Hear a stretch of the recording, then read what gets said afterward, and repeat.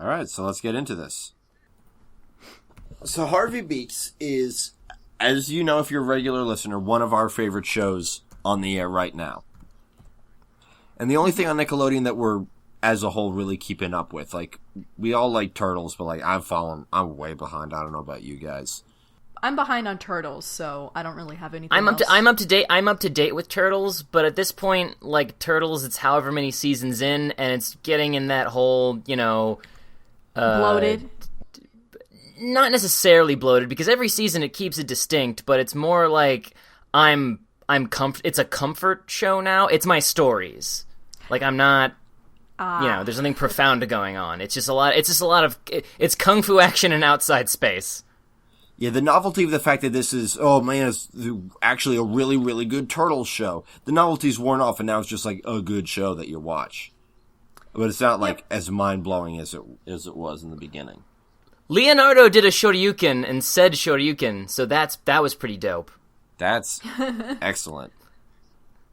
Other than that, I mean, it's still got a lot of really good, like, references and pop culture stuff in every episode. But yeah. Yeah. Yeah, I mean, Harvey's important. Yeah.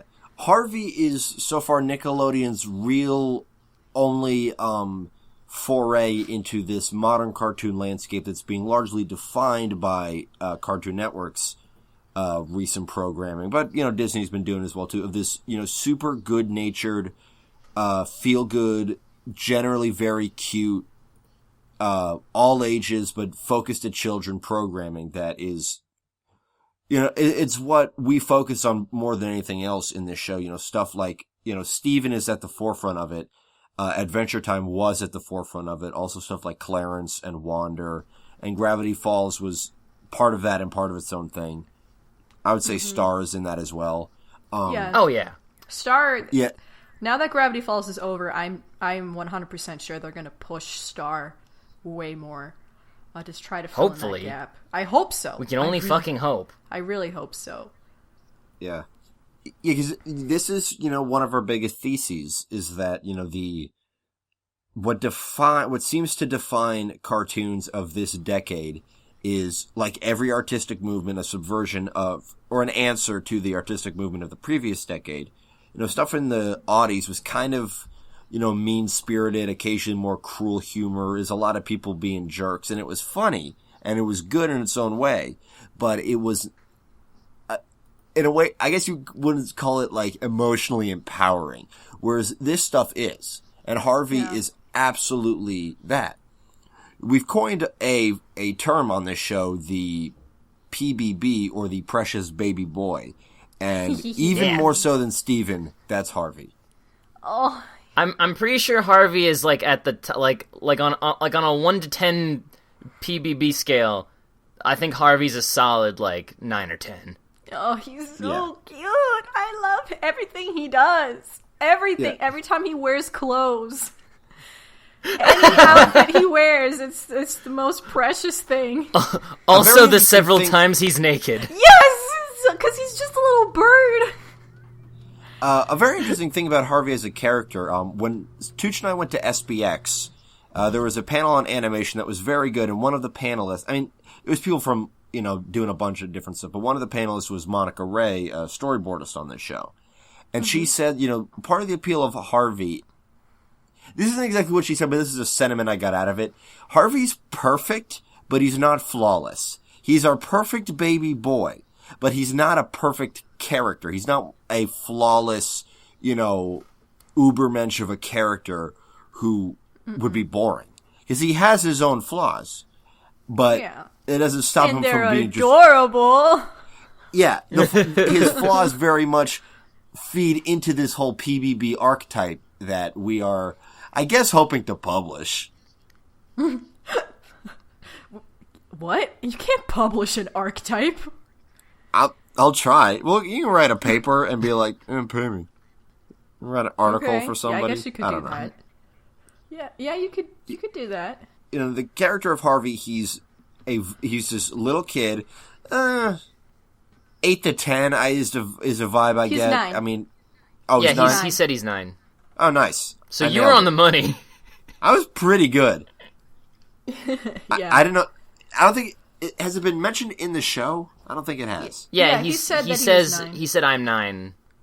All right. Well, which is actually sort of a move back to what it was in the 90s. It felt like in the 90s, 9 years old was the hot age for your character to be. Like, that was Hey Arnold, that was Recess. Although this kid is more believably 9 than that stuff in the 90s. Yeah. Yeah, they all felt older. Like, I wasn't riding... Like, 9-year-olds don't ride the bus by themselves. Maybe city kids, I don't know, but most city kids I see are usually with friends or adults. Any 9-year-old who's riding the bus alone in New York City, like, I don't want to cross paths with them on the street, me as a 25-year-old man. They'll beat me up. They'll karate chop all your clothes off if you just ask for the bus stop. So Harvey Beaks premiered March 29th, 2015, so it's going to be coming around its 1 year in about exactly a month as of this recording. Oh, really? It feels like it's been a bit longer, because it just seems like such a staple in my heart. I know, like, it felt that way from the moment I watched it. It already felt like it was something that had always been there, but it actually hasn't. It's very new. Again, it's created by Sage Greenblatt, as we said, and he created Chowder for Cartoon Network before. That ended in 2010. I think he's starting to go by Carl these days. Oh, he's starting to go by Carl. Well, he's a Muppet Man. He can do whatever he wants. Yeah. And he also worked on Billy and Mandy and created and voiced the character of Fred Burger. He also did storyboarding on SpongeBob, too, I believe. That sounds right. I think I remember seeing his name in those opening credits. Yep. That seems up his alley. I can believe that. Mm-hmm. So, once Chowder was over, he was looking to create a series with sort of a different vibe. I mean, Chowder was very absurdist, was very kind of out there. The colors were very vibrant and strong. Chowder and Flapjack were like bridging that gap between old and new sensibilities, because right after they showed up, a couple years went by, and then Adventure Time hit the scene, and that's when it really, this whole PBB shit really hit its stride. Chowder is almost a Precious Baby Boy, but the rest of the tone of the show was still very, cynical. Yeah, very obnoxious. In a lot of ways. But Chowder himself was a PBB. Yeah. Yeah. He was a good more kid. On the end of Clarence, where he's dumb and sometimes annoying, but very well-meaning. Yeah. Yeah. Yeah, we talked about this in our Flapjack episode. This is sort of a retrospective of our show. Flapjack definitely was a bridge in the sensibilities of, the Aughties and the 2010s. And you can definitely see that, because both it and Chowder, were often very gross. They would go to some kind of gross places. Like, that defined a lot of Audie stuff.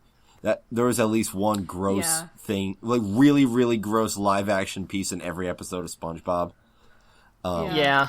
Flapjack was only a precious baby boy to Bubbles. Bubby. I feel like he Bubby.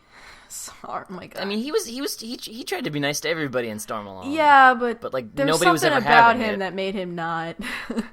He doesn't fit this mold we've created somehow.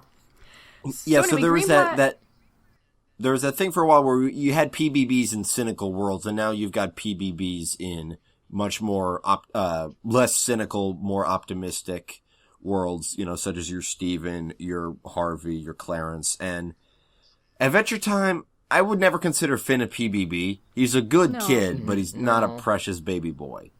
No, I mean he's a teenager. Yeah. I feel like there's an age thing. I guess except for Wander, is he a precious baby man? He's a precious baby. He's got a goatee, even though he's also covered in fur. He's so cute, though.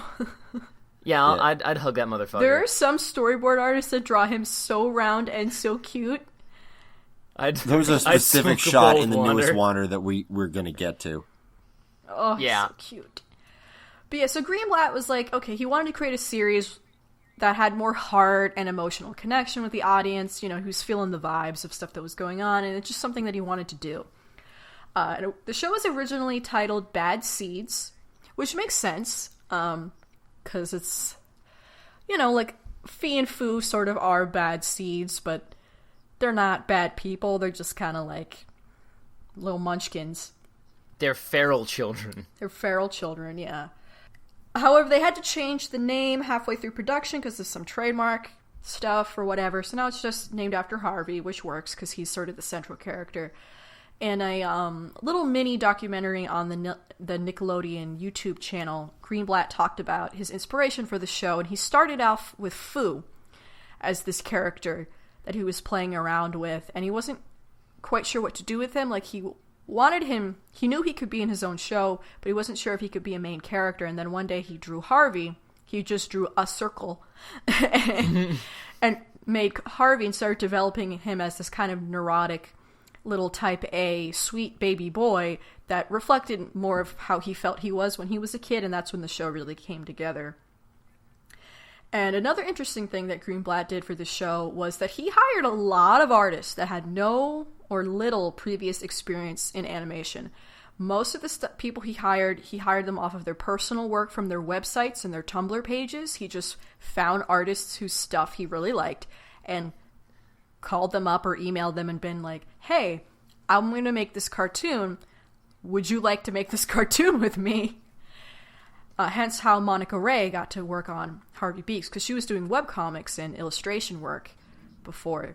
That is amazing that he managed to find anyone or anything with that website search function. Well, these were artists he already knew. Like, he had already been following them and really liked their work. So when he was like, okay, so it's time for me to make a project, I want to work with these people. God, I'm sure they were probably freaking out initially just from the fact that he was following their Tumblr, and then he fucking calls them up. Like, fuck. Do you want a legitimate job? Like, that's what they tell you, like, not to hold out for. It's statistically impossible. It has never happened, including these people are walking around now just thinking anything's possible. That's dangerous. They're gonna get hit by a car or something. This is where imposter syndrome comes from. But no, they all earned it. They're all good. They're not. If any artists working on the show are listening, none of you are imposters. You did a great job. Show's all beautiful. If you watched just the opening, which I never got sick of, and I almost did sometimes because of video player bullshit. But like, if that opening alone, if the opening's over and you're not hooked, just leave. Like, I don't know what to tell you, bro. Like, when I first saw the show... Because that's the show. Exactly. When I first saw the show and I saw the opening, I was, like, immediately like, oh, I understand what the show is about. Just that little... It's beautiful and magical. And, like, the song is great. And, like, just the stills of these three wacky kids having kid fun. Like, just... And that's sort of, like, childhood magic kind of thing. But not, like, overly romanticizing it. But just, like, saying that, like... It's cool to be young and have friends. I fell in love immediately. Yeah, I can't think of another show whose opening summarizes its not just its content but its tone so perfectly. Yeah. Yeah. Like, I mean, because even Clarence does a pretty good job, but like some episodes aren't as like manic and fast paced as the opening lends itself to be. Clarence is very hard to read. Like the most recent, I feel like the most recent Clarence, at least the Clarence segment, like that was pretty great. Like we'll get into that if we watched Clarence. Yeah, and I mean, definitely. Clarence is like impossible to read. Clarence surprises me. You can't pin that down. Yeah. I love it. And like even Gravity Falls, which has an amazing opening, and it does do a good job of sort of introducing you to this world. I don't know if it quite like told me everything I needed to know from the jump.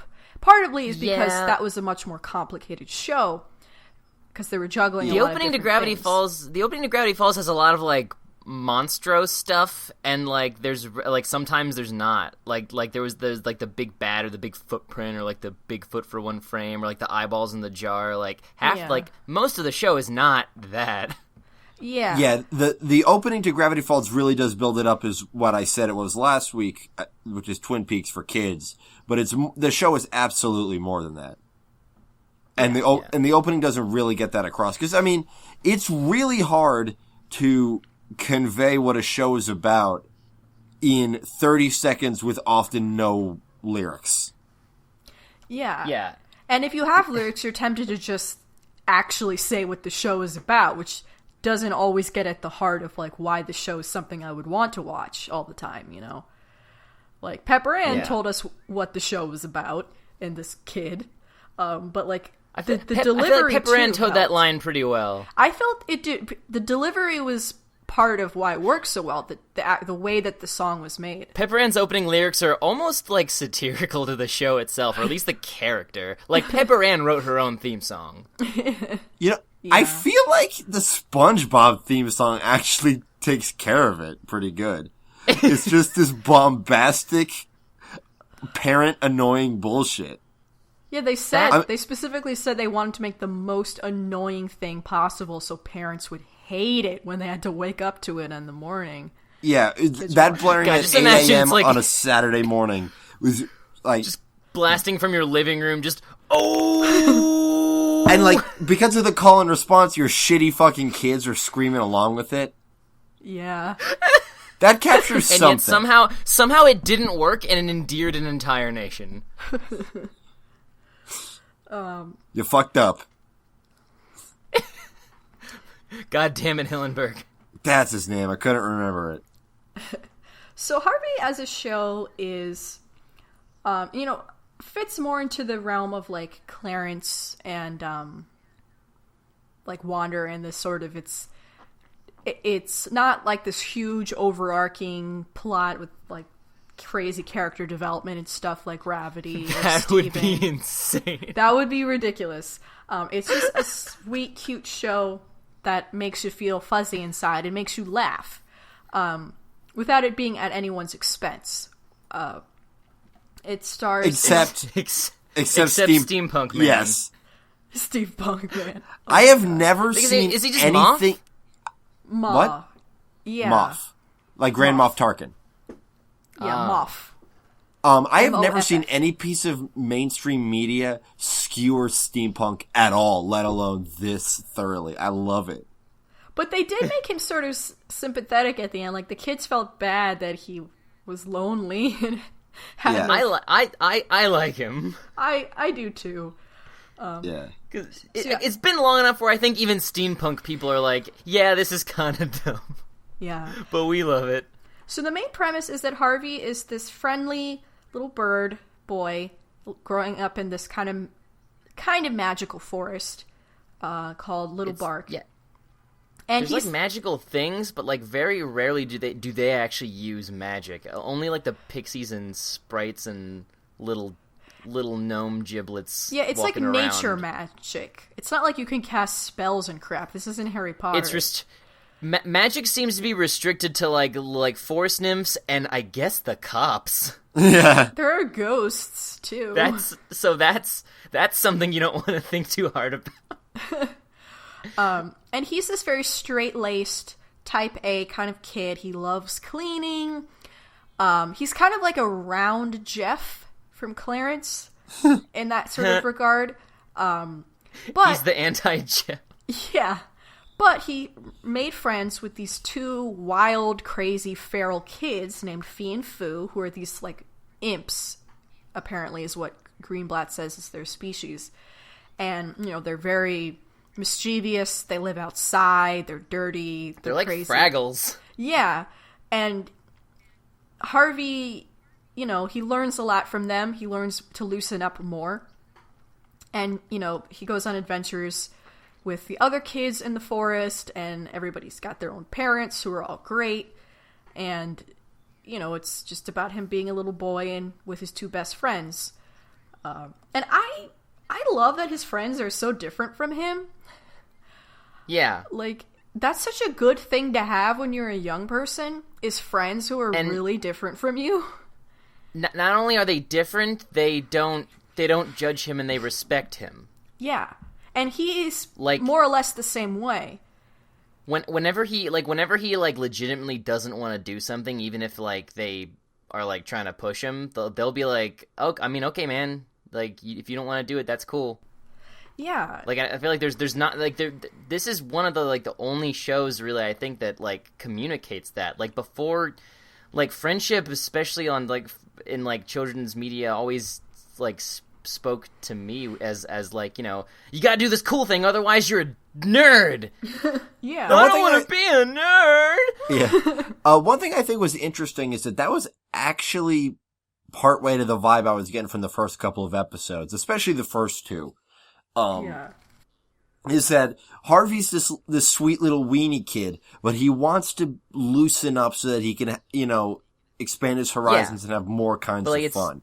And that's still I guess the thing is, like, it's his call. Like, he wants to do that. Like, no one's like, there's no peer pressure. It's him wanting to, like, in his opinion, like, better himself.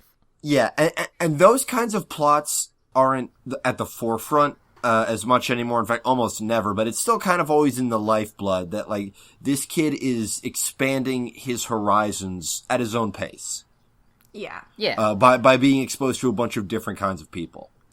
And it goes both ways, too. Like, you know, he introduces Fee and Foo to a lot of things that they've never had any exposure to before. Like a house and warm apple cider. Mostly the house stuff. And they can get behind it, like, you know, a little bit. And they do like him. You know, they honestly like spending time with him. They think he's fun.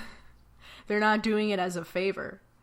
He's the only he's like one of the only, him and his parents, Harvey's the Beaks are basically the only people in the whole forest that don't immediately, like, write them off as shitty little imps. And they are kind of shitty, but, like, they're kids. I love them. I love them too. I love them. They are my children. They're very realistically shitty. Like, they're not like assholes. They just like to punch each other, but for fun. They while punch laughing. each other to sleep. They punch each other to sleep while giggling the whole time. Oh, it's adorable. It's another, like, good sibling relationship on TV. Of just they really care about each other. And they're very different from each other, but they care about each other, but also they probably exclusively fart on the other person. Yeah. They probably never not farted directly on the other person. Like, anytime they got it, they go find him. Yeah. Tooch is an only child, and I like to pretend that that's just what he thinks all sibling relationships are like. I mean, like, sure. Here's the thing. I mean, that whole mini play that you, Nina, and Lucy played out at the hotel room on the last night. Oh, yeah, that was that a play for you? Basically, that basically felt like a summary of siblings. Anyway, other characters. We've got Harvey's parents, who are delightful. I love his parents. I'm loving parent, like, character development in these kids shows now. They're not just, like, goobers who are there, you know? Like, they're just... like the Rugrats, I feel, were the first people to put that down, and then, like, no one picked it up until recently. Mm-hmm. And it's wonderful. I don't know, maybe Thornberries? They were huge goobers. Yeah, I don't remember enough about the Thornberries, but I think so. I mean, like, their plot B was always like, we have to film this animal and find it for my television program. And then the wife being like, I made some weird decisions. Yeah. And then the older sister was like, there's no internet here. Like, every day she was flabbergasted at the lack of technology in the middle of wherever the fuck they were. Yeah.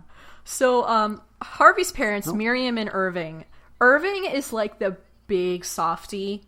Like, he's prone to crying when he gets very emotional, and it's, like, really adorable. And Miriam, she used to be kind of a badass back in the day. She still kind of is a badass, but when she was, like, a younger person, she was, like, a real badass. She might be a felon. She might be.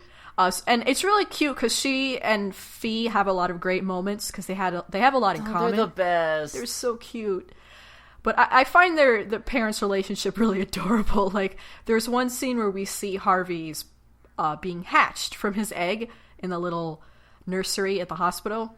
And the dad is just tearing up, and he's like, "Oh, her little baby boy, he's so beautiful." And Miriam's just like, "Okay, that's enough, Irving. Stop crying now." And every time he talks about his dad, it's clear he was raised in a very tough home. Yeah, he had a very loving home. And then he'd say, "Quit crying, boy." Poor Irving. He tries so hard, though. I think he's a great dad. And he's so clearly endeared by how tough his wife is. Yeah, he thinks his wife is the best, because she is. Irving basically has my ideal domestic life.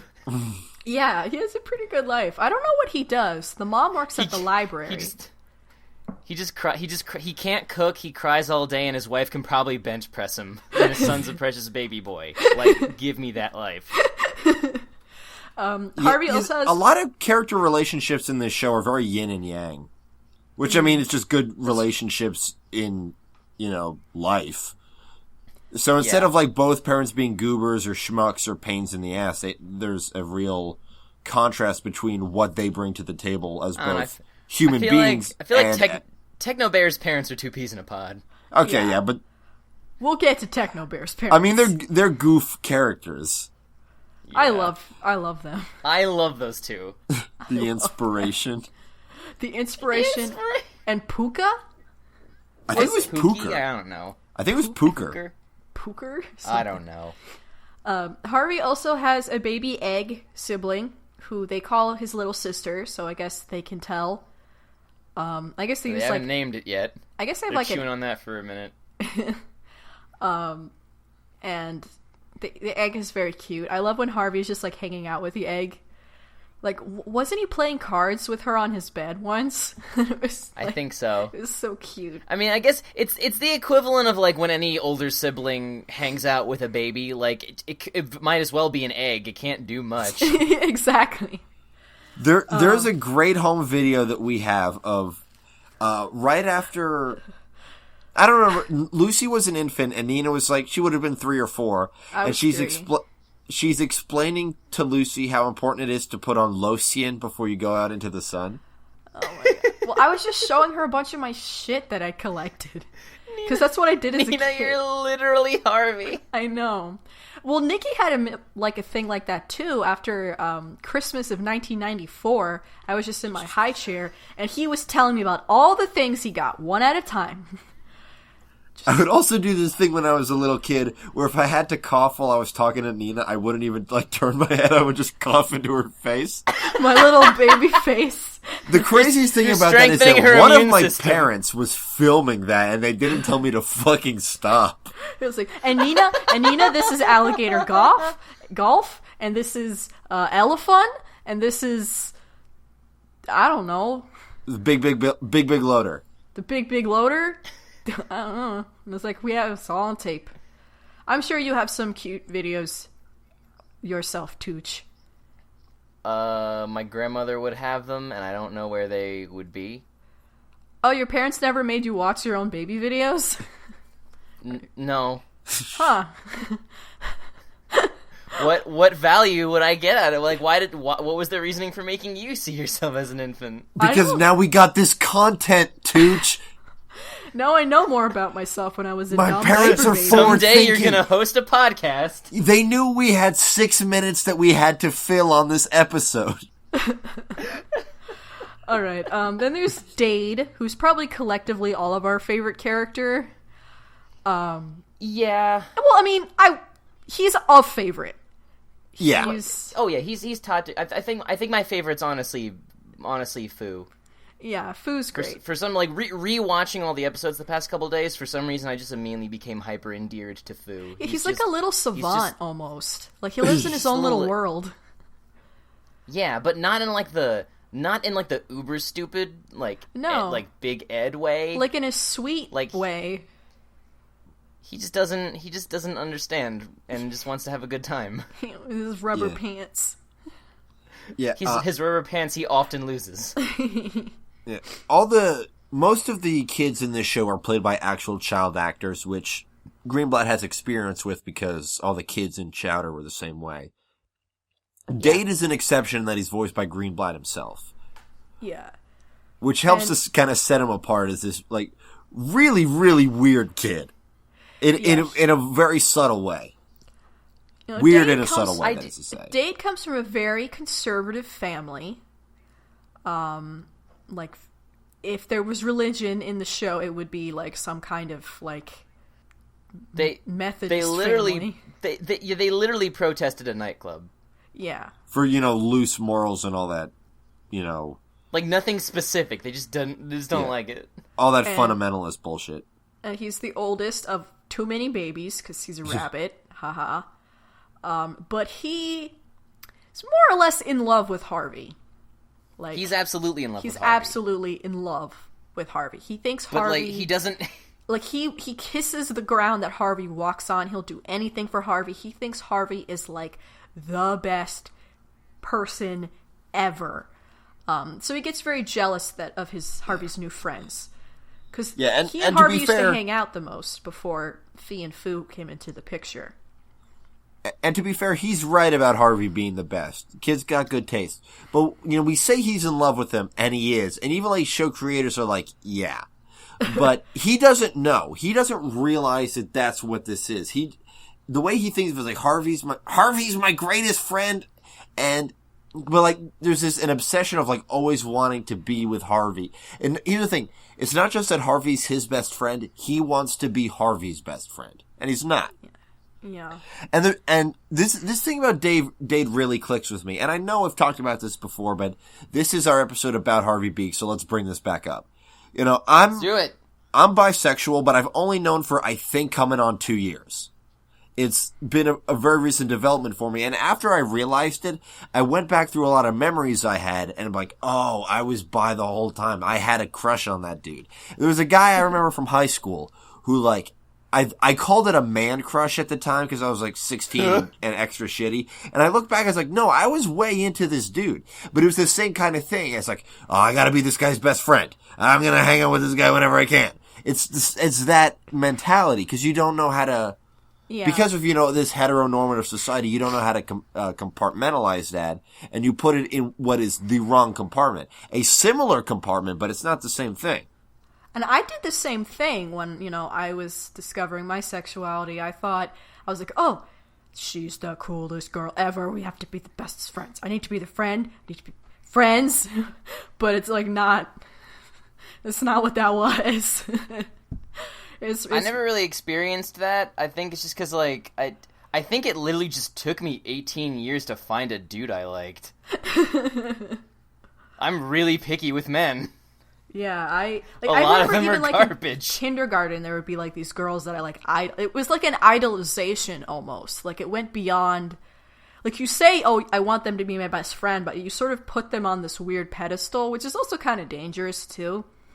Which is, why it's important to talk to kids about these things from an early age, so they compartmentalize these feelings into the right places.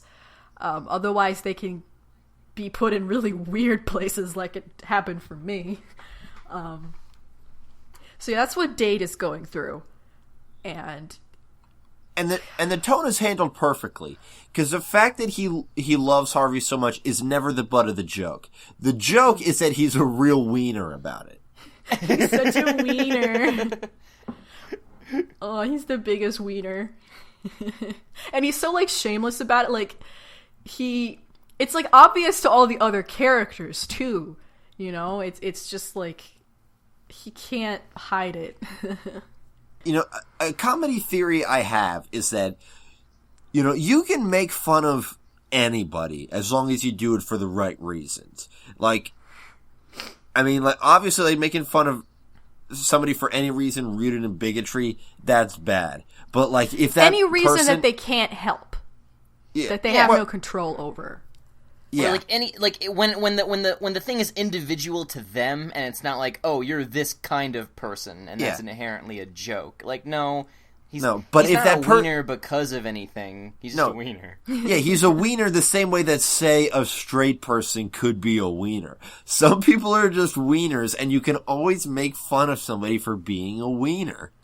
And it's part of And we know that it's part of because of his family, right? Like, he's been raised to be this wiener boy, and he's, like, terrified of, like, the devil. Like, he never says it, but he basically implies it all the time, that he's terrified of, like, being corrupted by evil ways. And he has to be pure, and that's why, like, he's very self-disciplined, and he doesn't let himself have fun that often. And it's like, He said wiener way too much.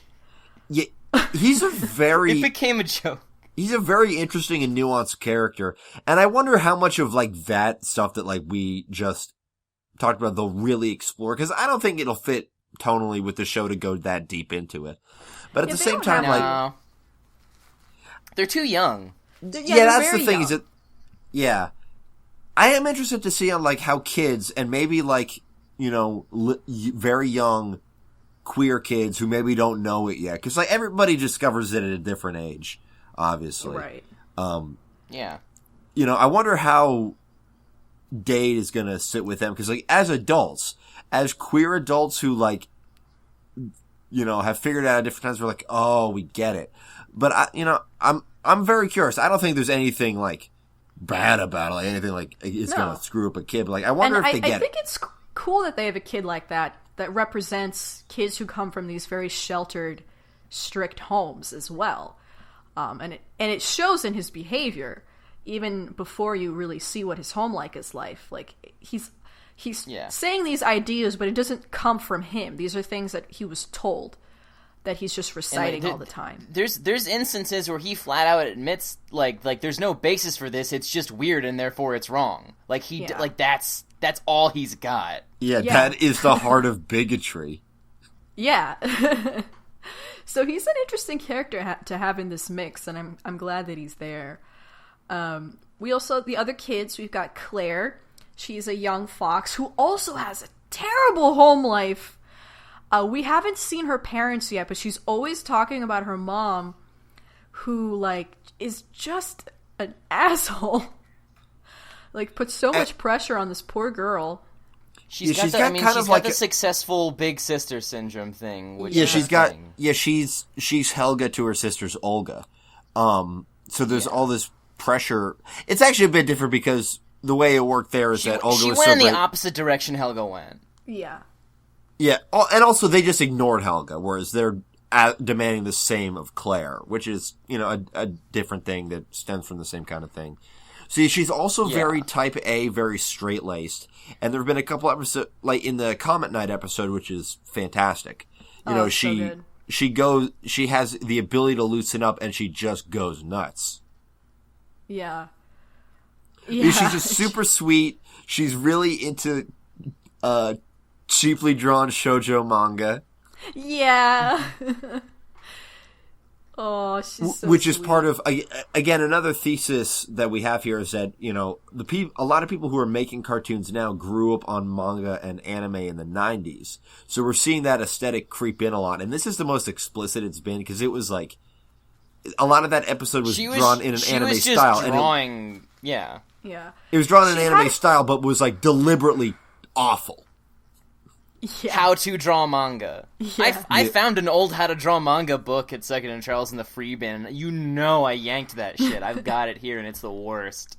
She had a crush on Fu, but I really like how they handled it. They handled that so good. They had an episode where they finally just sort of addressed it. You know, she wanted to confess, and like, you know, she talked to Fee and Harvey and all these people, and just sort of realized that, like, actually, I don't have a crush. Like, I'm 9 and this is dumb. Yeah, essentially.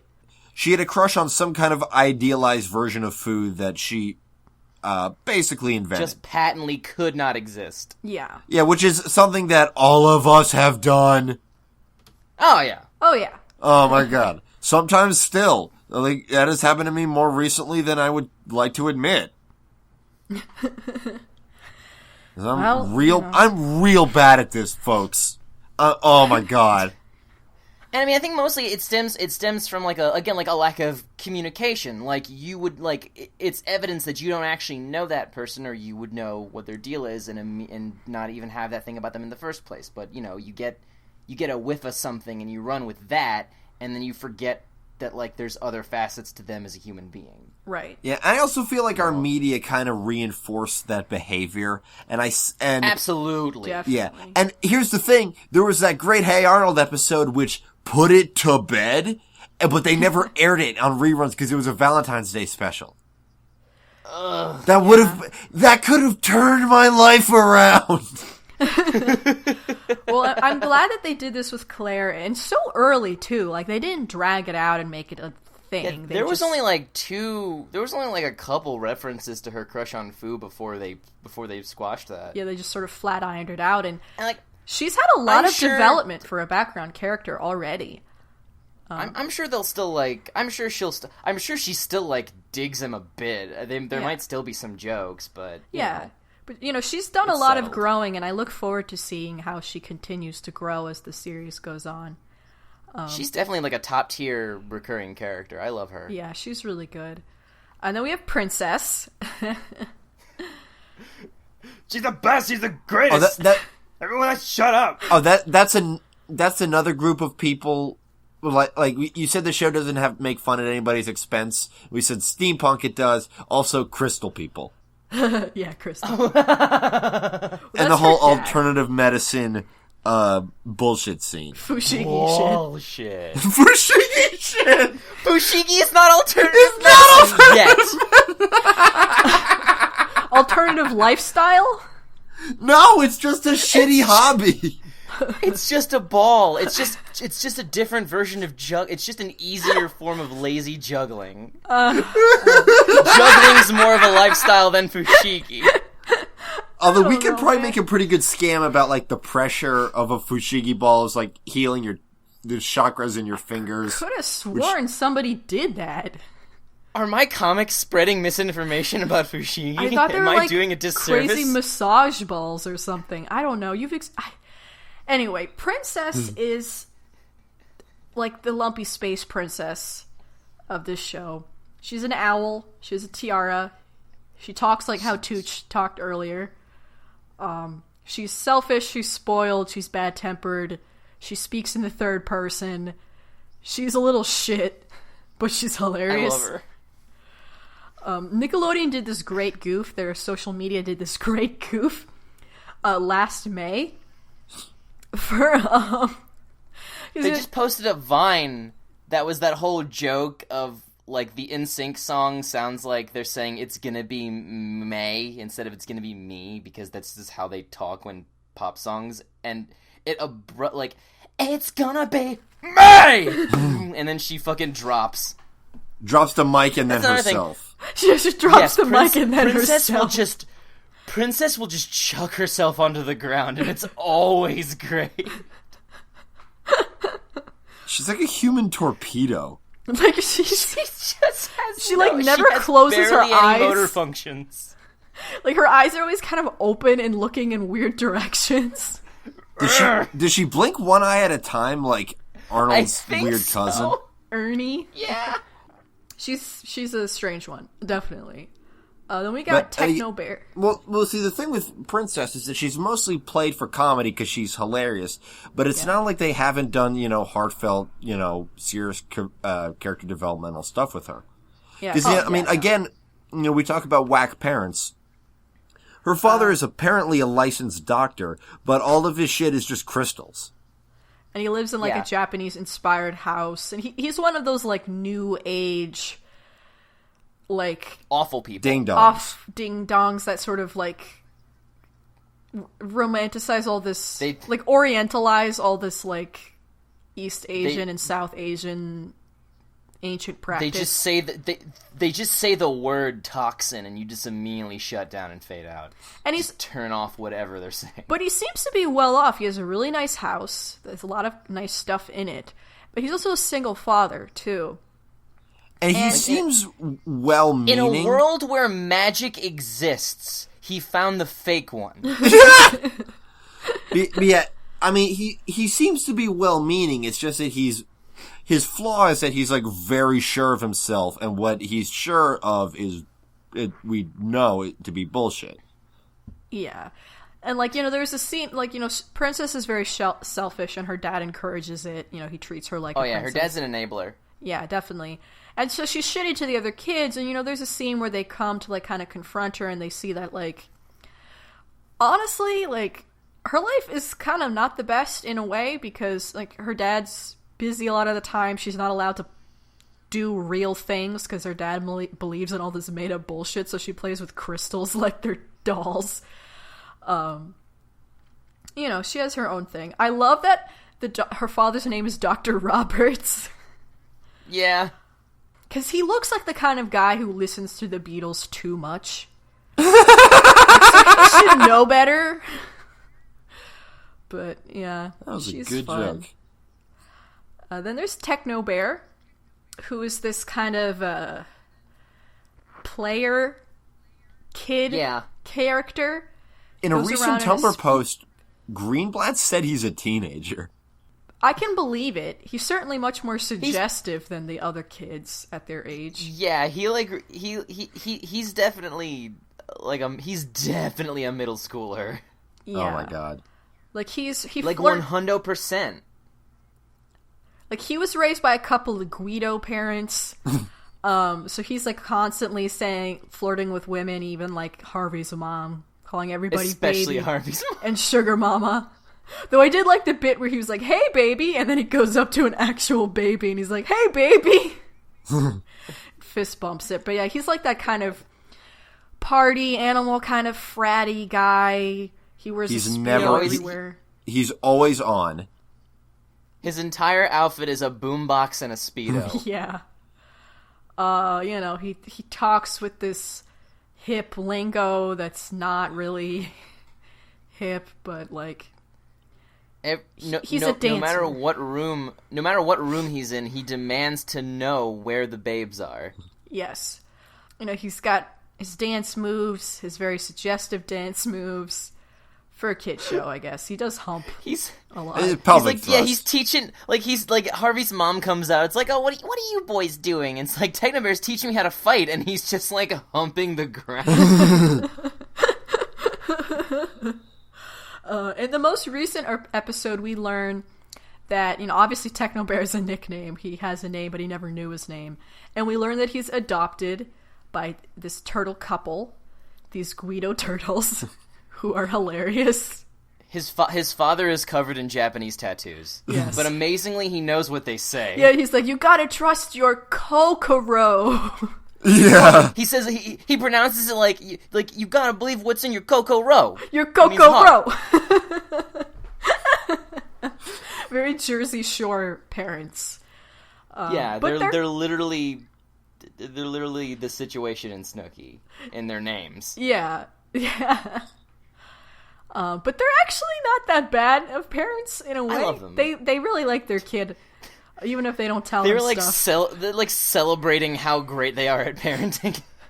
Like they're honest with themselves. Like, you know, you can see where Techno Bear gets it, and it's just it's kind of like it kind of redeems it a little for me to see that he's just like emulating his parents. He's not just being like this dude bro. He's being a dude bro because that's what his parents think are cool. So it's yeah, he's doing his best. Yeah, there's Kratz, who's just treated like a waste of everyone's time. He's by himself more than anyone else. He's the Eeyore. He's the sad sack. Yeah, he's neurotic. He has this sad voice. He's interested in frozen dinners. Like, I don't know. He's boring. He's very like, as boring. a guy, he's boring. And that's the joke. And like everybody seems to dislike him because of that fact. But he's hilarious too. He also gets a lot of goofs. Like he wants to be noticed so bad, he'll incriminate himself just so people notice him. What about me, guys? I could have stole that stuff. And then they tie him up and throw cabbage at him. There's Rooter. He's an Australian warthog with a mohawk. He's kind of like this Crocodile Dundee sort of character, of course, because he's Australian. What else would he be? Bear Grylls. Yeah, a little Mad Max with the mohawk and frankly the tusks are pretty Mad Max, even though he would like have them anyway.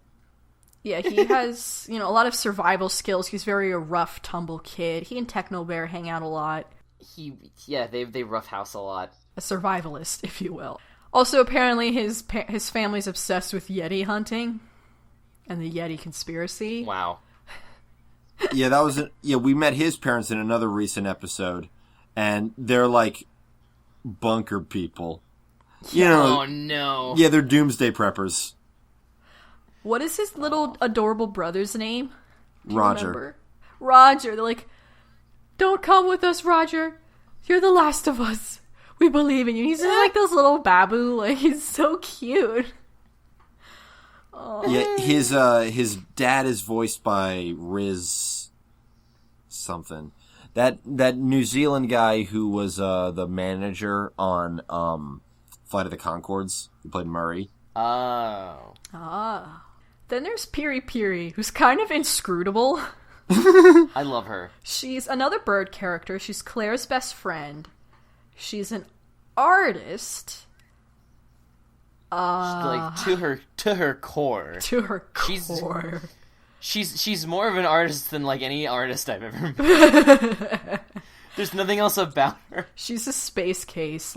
She lives in her own little happy world, kind of. Like I feel like her and Fu could be friends if they realized that either of them existed. Yeah. It's like they she's don't got have like peripheral this vision. crazy flower child, it's like turbo hippie meets hipster homelessman. Yeah, I was because I'm editing old episodes for YouTube, and I got to where we were talking about their Halloween episode, and we mentioned her costume was a flower, but I think that her costume was labeled as like impermanence or something like that. Exactly. Yes. Oh, she's delightful. Yeah, and there was that one where she sang a song that she heard in a dream. Yeah, she sang a song in a language she heard in a dream. And apparently her name comes from a African crop of some kind. They look like little chilies, also known as Amazing. African bird's eye chili. Grows in what aminal is she? Is she a bird? She's a bird. At first, because of her big eyes, I thought she was a fish, but that doesn't make any sense. Hence, bird's eye. Oh. And then we got, some more adult characters other than the parents. We've got Jeremy, who's also played by Greenblatt, who's... Mm-hmm.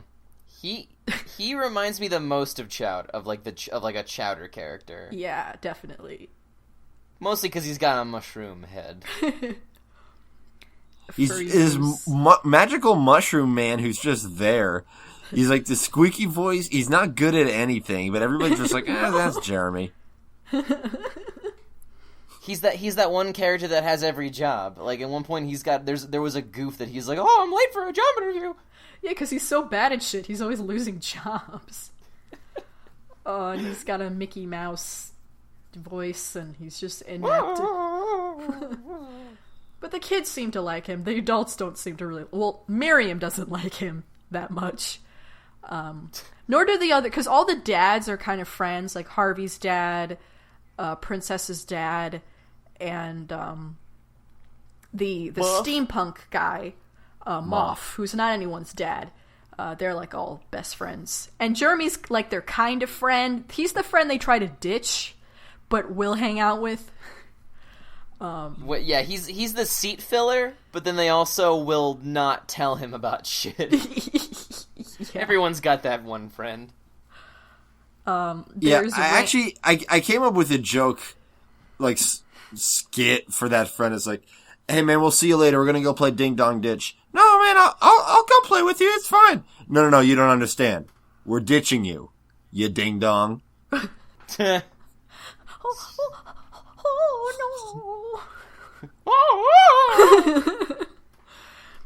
There's we Randall. babysits the egg and floods the house and is being attacked by bats. He destroys everything. Bats are one of the funniest animals to be attacked by. Because I feel like if you're in a place where you could be attacked by bats, that's on you. Then there's Randall, who runs the shitty-ass rental store.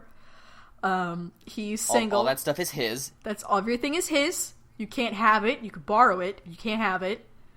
He lives with his senile mother, who's hilarious. Yeah, and they hate each other. His mother is voiced by storyboard artist Nicholas Samita. I might be pronouncing that wrong. And Randall himself is voiced by every dad's favorite podcaster, Mark Maron. Yeah. And Mark Maron, who I'm sure people think invented the podcast. Either that or the cereal lady. Is he the W2F guy? Yeah. Oh, yeah. I've never listened to the podcast. It might be alright.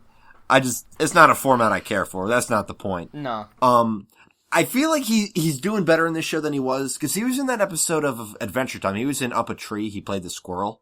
I rewatched that episode recently, and it didn't work for me until he started doing like the yes and no bit. It's like, well, yes and no. Am I allowed to leave? No. Would I love to? Yes. This character is sort of written around a personality that at least his voice really suits. He does a good job here. Although it's weird that his only two voice acting credits, to my knowledge, are Woodland Critters. Oh, he's gonna get typecast. Well, that's not too bad of a typecasting role, because there's a lot of cartoons with Woodland Critters, especially now. I mean, you can do a lot with that. Now that's like the thing. Not only is there Zootopia coming out, but Illumination is putting out this film about an animal city as well, called Sing. So, like, I guess that's the hot ticket, even though it's always been a thing. Yeah, it's like, I guess it comes and goes, but it's never gone for that long. They're just beast fables. They've been around since we knew how to tell stories. There's Moth, who we've kind of talked about, voiced by Dave Foley, who's a moth, who's very into steampunk culture. He is also 35 years old. I just saw the line, how many of you know what a subgenre is? Yeah, that was really great. Oh my god. And his Steam convention in his house. What I love about that episode, he's probably going to jail the next day because he missed jury duty for what seems to be the 5th time. With a little bug cop. Yeah, apparently every infraction is just like 10 minutes in a wooden cage. And a little zap. Zap! Zap! Yeah, that's Officer Fred with 2 Ds like Judge Dredd.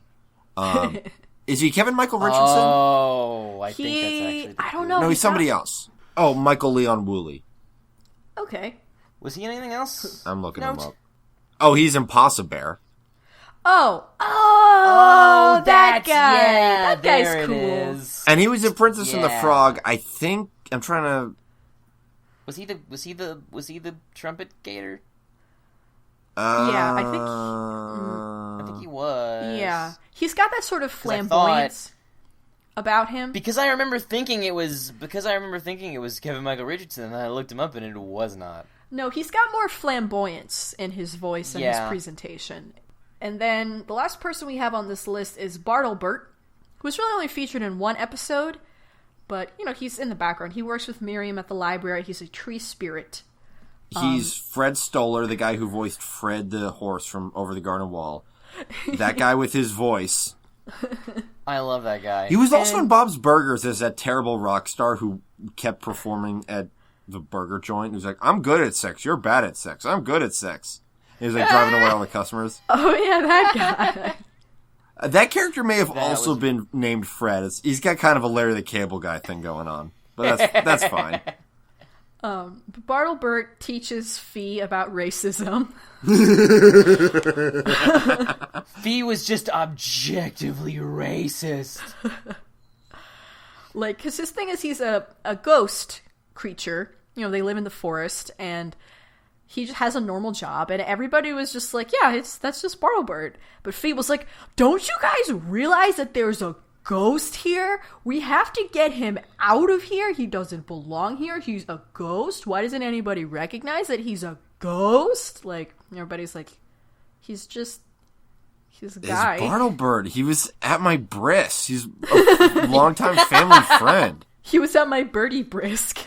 And that's sort of like that just reminds me of like the setting is really really super interesting too, because like they don't go to a lot of different places a lot of the time, but when they do, it's always really weird and neat and interesting. It's like it's like every place is like its own like weird biome, because like there's the main forest, but then there's like that underground hot springs, and then there's like the ghost swamp place where the tree spirits all live, and just like there's like this whole other world that like sometimes even they don't know about, like in that episode where they got like the planner episode where they get lost and they just stumble upon this like Harvey Beaks equivalent of like the yokai demon parade. That parade is amazing. It's the Chance parade. It had that beautiful song. It's absolutely gorgeous. That whole sequence. That song, that whole sequence that was like by the crew, admittedly like the best thing they ever have done. Yeah, because like the whole they did that was like, all right, guys, pack it in. You'll never. Yeah. I mean, it's brilliant. It was almost like over the garden wall quality of just like enchanting. Yeah. Because the whole like message was like, you'll never know what you find by chance if you never take a chance, right? That more than anything. I mean, there's plenty of other examples, but that really solidifies just the vast difference in just emotional quality between television of now and television of any time before now. Yeah, definitely. Like especially children's animation. Like, it's not, like, this is, like, it wasn't better, and fuck you if you think it was. No, I mean, like, the spitting tree, I like, was tearing up, like, when they finally jumped, and the song played, and they're, Let's talk about the music. Oh, the music is wonderful. It's great. Who does It's done by music? a dude by the name of Ego Plum, real name, Ernesto Guerrero. Wow, why did he give himself a nickname? That's the dopest. He also works on Star vs. the Forces of Evil. Like, he didn't do the theme. That was Brad Breek, who also did the theme to Gravity. Oh shit! Wow. Yeah. I mean, they sound very different, so you wouldn't really know. I do kind of get it now that you said that, though. I was gonna say the opposite. There is a similar thread. It's literally only because you told me, but yeah, oh, no. It's not something that's like super obvious, but the music in this show is gorgeous, and it's part of what really sold it for me in the beginning, because the theme song, gorgeous, and that motif you'll hear a lot. It's always wonderfully arranged. It was used really great in the emotional hearts of those first two episodes. Yeah. And the backgrounds. The physical background art of the show is just beautiful. It's like a storybook. Like, it's gorgeous. And that's really the intended that's really the intended effect that they were going for. They really had the look and feel of this show like in mind during every stage of production. Like, they're going for something and they nail it. Yeah. One thing about Ego Plum, though, after the recent Techno Bear Heavy episode came out, he said, like, I find these Techno Bear songs hard to do because it's hard to purposefully make crappy house music. Because if it's good techno, it doesn't work. No, that's very true. No, but like, there's always like this heart. Like, the Comet is another episode with that like emotional heart in it. The Storm kind of did too. The one with Ira Fingerman. Yeah, the Fingerman guy. Yeah. Icky Chicky. Icky Chicky. If you wanted to know if Harvey looked cuter as a baby, he did, and it like broke my heart. This montage of him growing up and always being Harvey from the moment he was born. He carefully cleaned up his little eggshell after he hatched. Yeah, the Icky Chicky episode resonated a lot with you, right? Yeah, definitely, because I have my own Icky Chicky. Yeah, your disgusting baby blankets. Yeah, it's not a blanket anymore. The one that you still have, you use it as a sleep mask, which is very Linus Van Pelt practical of you. Man, that thing is like an eighth of its original size. It is so threadbare. Yeah, it is very threadbare. I keep finding chunks of it on the floor. Like, It's almost ripped in half all the way down. I've just been too lazy to fix it because I'm just sleepy and like I'm getting really concerned. I'm like, oh shit, I have to start taking care of this guy because like every day a little bit of him comes off again, and I'm just like, oh god. This poor piece. If you want more stories about baby Nina, she would always get so furious when our mom would wash it, because like she carried this everywhere. Like I say, Linus, it was full on Linus, carry it everywhere with her fingers in her mouth. She wasn't a thumb sucker. She would take the pinky and ring finger and put it in her mouth while kind of like the way that like how you put your head in your cheek. It was like a thinking position. I was thinking. I had a lot of thoughts. Yeah, and you just hold the blankie, and it would stink like shit. And Mom would put it in the wash, and you would get so mad like because me. And you would get so mad because you said it, quote, it got all crunchy. It wasn't as soft. It wasn't like broken in. It would take like a week to like break it in to get to that like silky soft, snuggly feeling. Yeah. Now if I wash it, it'll fall apart. It will just fall apart completely. What color was it originally? Because it's green-gray now. It was blue. It's green-gray. It was baby blue. It's the color of like a mossy rock now. It's the color of mold. I think it might just be mold. There might be no original fabric, and you're just putting mold on your eyes. It's a biohazard at this point. Actually, I feel the opposite. I feel it's really helped my immune system. Like I put it on my face, whether I'm sick or not. So like once I get that cold, I'm good. Like because it's just in my blanket. Like the mold it's growing is just like how they discovered penicillin. Yeah, that was Nina. Much. Yeah, it was me. I really hope we didn't just verbatim do the bit that we did when we recapped Icky Chicky. I hope not. I feel like we've talked about that before. Yeah, we did, but I feel like it was different. Yeah. All right. And the fact that we keep bringing up all these childhood memories, it really speaks to this show's tone of like we've talked about shows that and the way that they capture childhood. Like what I believe Nina said about Clarence is that Clarence is about childhood in a way that doesn't. It's hard to say with Clarence because Clarence will just do whatever. But it feels like the main thing about Clarence is it's about childhood without really romanticizing it. It's like childhood was great and fun, but there's some things in it that were fucking whack, but none of us noticed at the time. Yeah. Whereas this is very much a romanticization. It's not like pure hippy skippy every time's great all the time, but like there's a wonder and like a emotional heart of it that really does capture these good aspects of childhood and these mindsets and these. You know, like I watch these shows and I'm like, what happened to my sense of wonder for being alive? I really miss that a lot.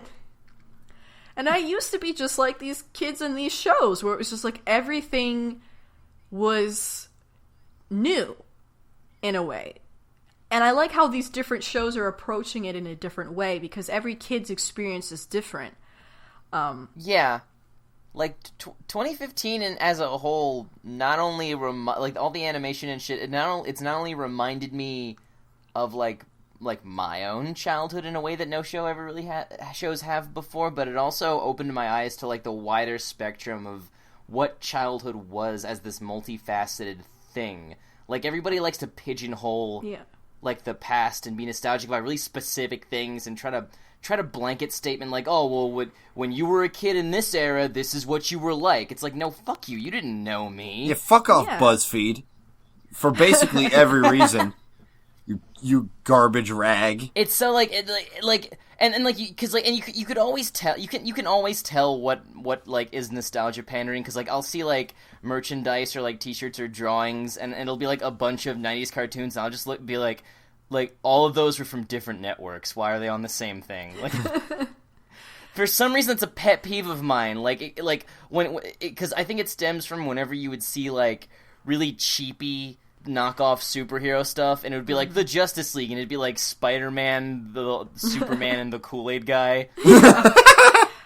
And that's not everybody's experience. A lot of kids didn't have cable growing up, and they did different things. They watched different. I completely skipped the Disney era of the '90s. I wish I didn't, but I did. Yeah. Everyone's different. Like I have a couple. Like I have friends. Like especially Alex, who spent his formative years, instead of watching most cartoons, played real-time strategy games. And he's a special boy now. You played the most boring type of game there is. For his formative that years. Was him. And that's him. And it's all great. Yeah. He was Belson. Oh boy. Another episode that really stands out to me is Harvey's favorite book.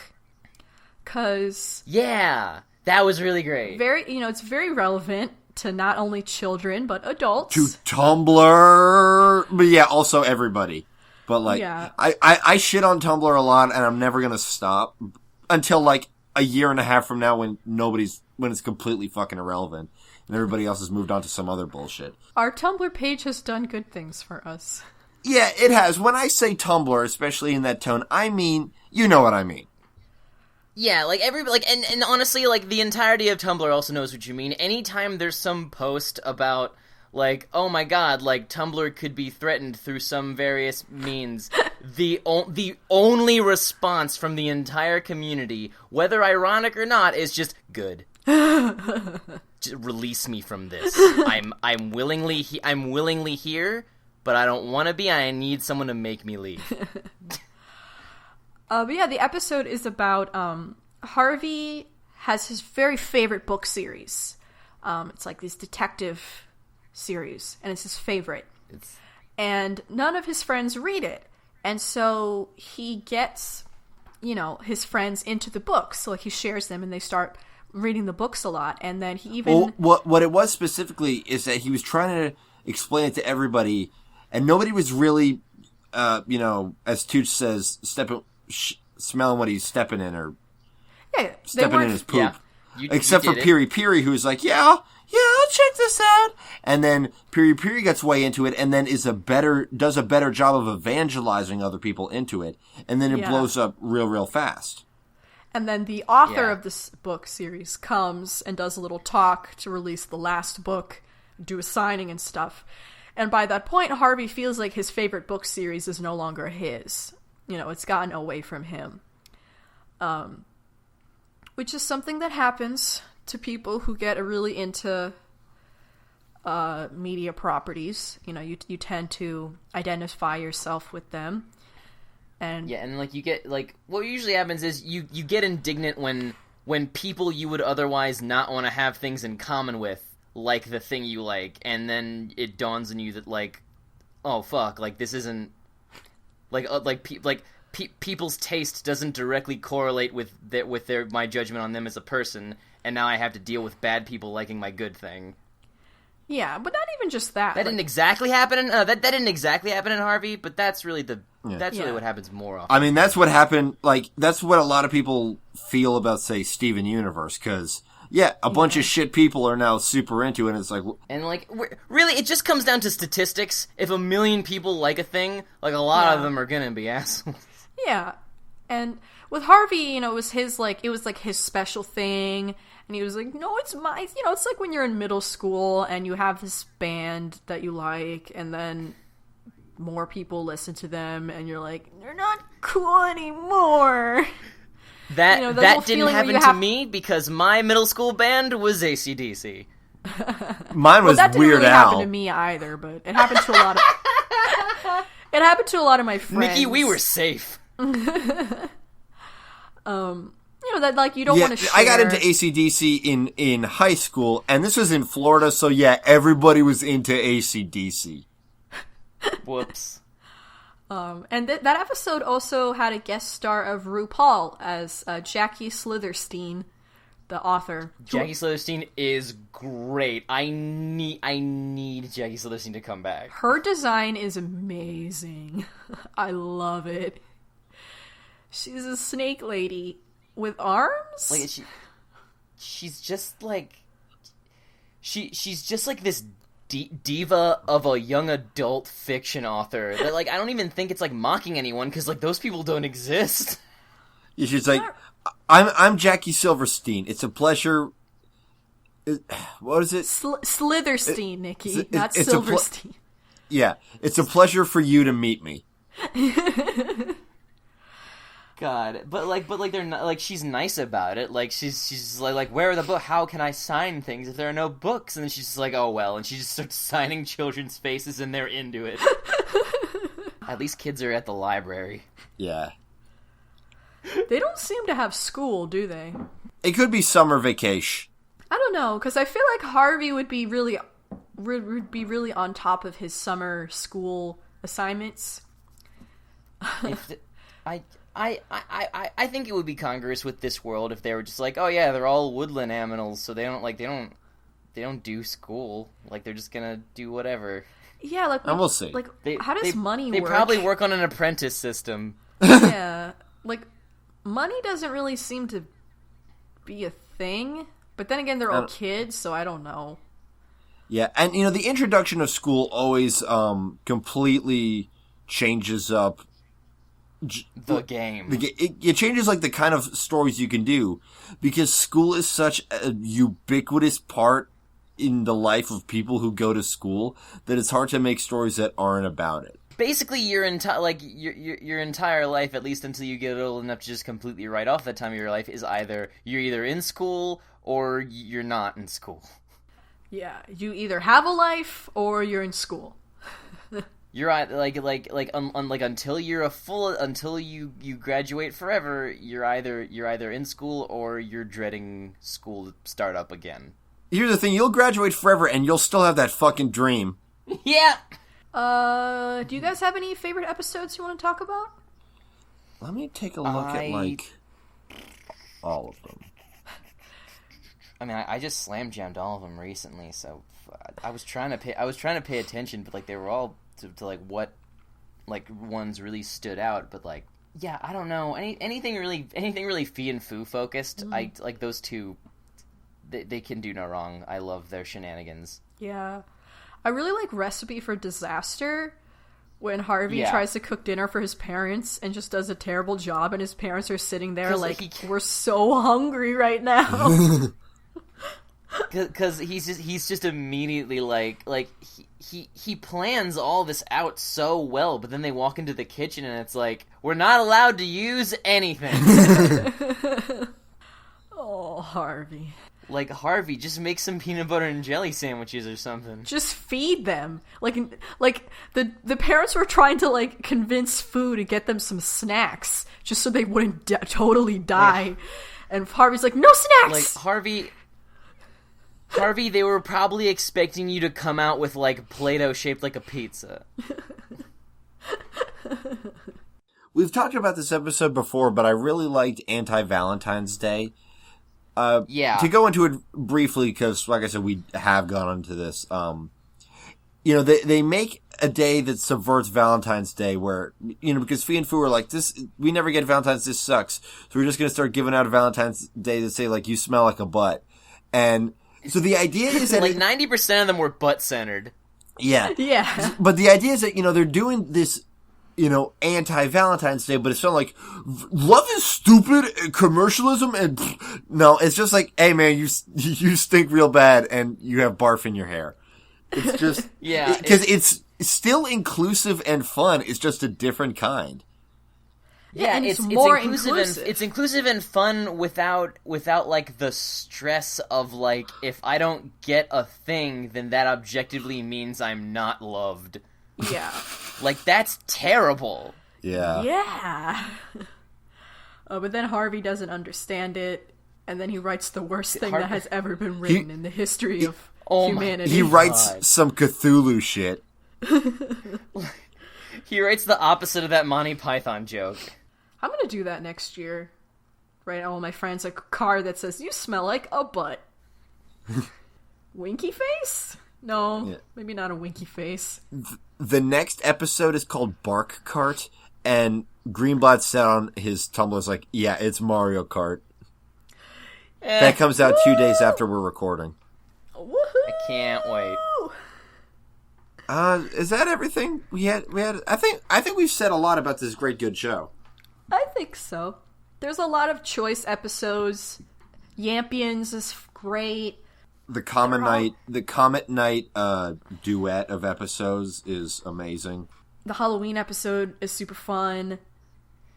Like it's just incredibly delightful. Like every time I tune in to watch it, I just get like a smile on my face, and I do that little silly clappy seal thing I do, because I'm just like, like I'm just so happy, like When we went to see Star Wars, she did that every time BB-8 was on screen. And she was very quietly going, BB! BB! Because BB is what you call babies in Spanish sometimes.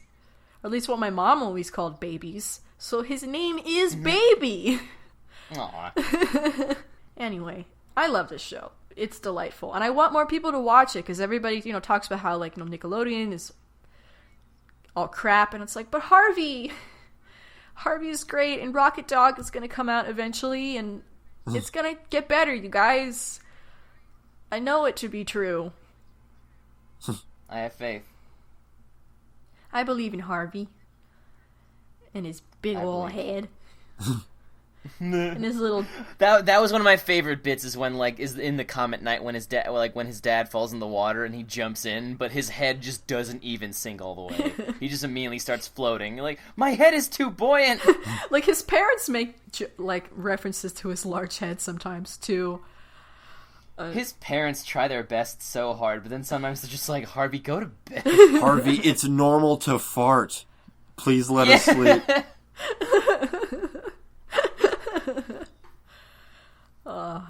Yes, everybody should definitely go watch it. It will put a smile on your cynical face. And who doesn't need that? Yeah, it's not streaming free anywhere right now. If you have a cable login, you can watch it all on Nick.com. And they, like, rotate an unlocked episode that anybody can watch. And you don't have to watch them in order or anything, just... No, there's no continuity. No.